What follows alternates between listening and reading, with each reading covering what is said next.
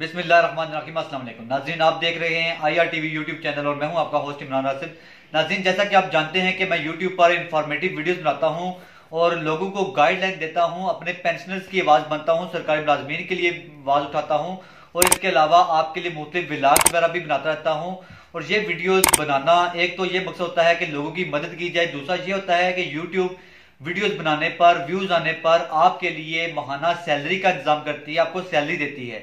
YouTube कितने पैसे देता है आज मैं आपको बताने लगा हूं कि यूट्यूब की तरफ से मुझे इस महीने की सैलरी कितनी मिली है और वो आपके सामने रख रहा हूं। यूट्यूब की तरफ से इस महीने जो सैलरी मिली है वो आज मेरे अकाउंट में आई है और मैं आप लोगों से शेयर कर रहा हूं। ये आपके सामने है मेरे यूट्यूब की तरफ से आए हुए पैसे।